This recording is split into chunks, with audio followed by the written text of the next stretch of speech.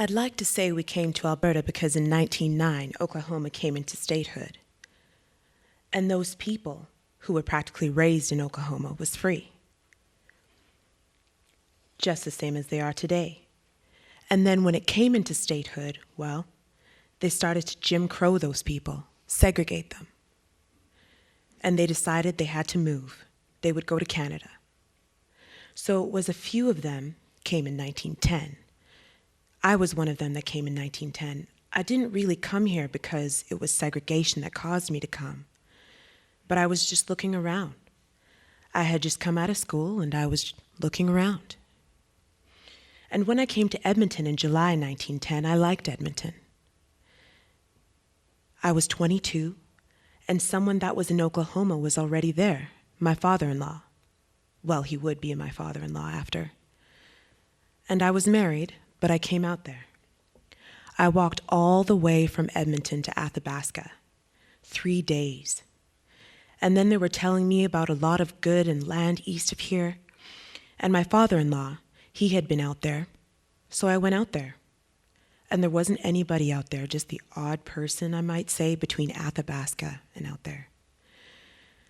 So I went back to Edmonton, and I stayed there until December. I came back and stayed with my father-in-law. He had built a shack in the meantime. So in 1911, it was a colony of colored people that came out. It was a gentleman came with me by the name of Sneed. And he went back and he got a colony of colored people to come. He was with me in 1910 in Edmonton, but he went back. So this was 2 colony of colored people. One was led by a man by the name of Toll, and the other was led by a man by the name of Potts. Now, some of those people went to Vegreville, and the majority of them came to Athabasca and settled east of here. Now, those people, the colored people, they owned the land all the way from Ed Shefford's place clear to Donahue. Well, there was a good many of those people. Now, that was before 1914, see? There was a good many of those people left and went back before 1914 because they couldn't stick it. They couldn't stay. Some went back to Oklahoma, some went to Vancouver, and those who did stay was the ones who farmed close to the creek. We called it Pine Creek. They could get hay, wild hay, to feed their stock without having to till the land. So they were fortunate. They stayed there. Old Man Murphy came up here, east of here, and he farmed a lot of those people. They followed him. They didn't come until 1911. They came out in March in 1911.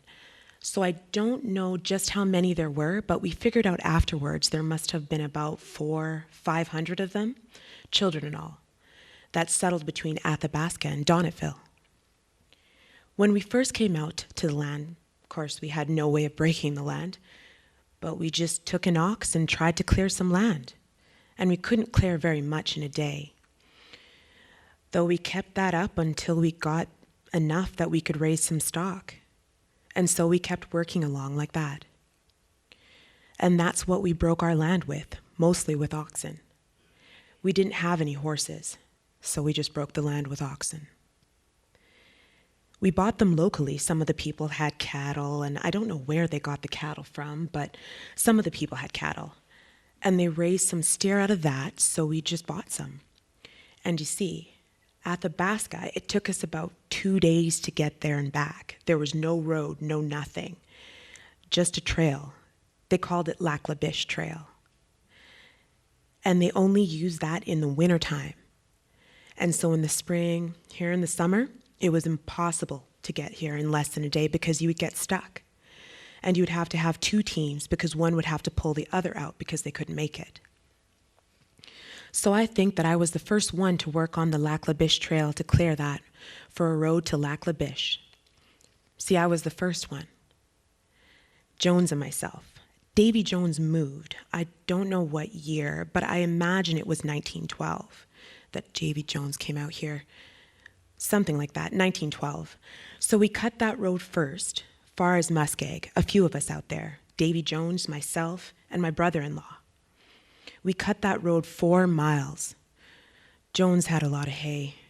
He was selling a whole lot of hay in town, so he could haul his hay to town to sell it. So we cut that road from this side of that muskeg trail clear across to the grassland, just cut it up wide so that we could get through with sleighs and possibly wagons.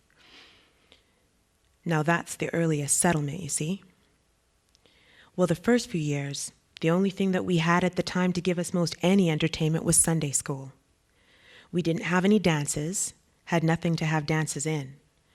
So we'd go from house to house and we had Sunday school, you see. And that was our entertainment. The whole family would go.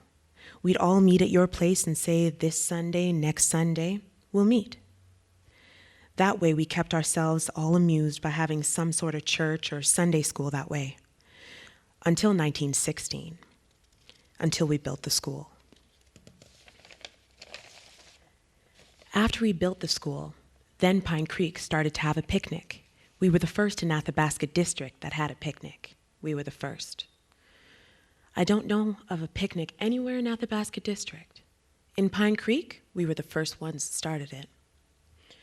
After we were there some time, the post office was established at Davy Jones's, and it gave us the name of Paxson. And then they established one they called Donahue, and it was way on the other side of the settlement. So then I asked them for a post office, and they granted a post office. Then they asked for a name.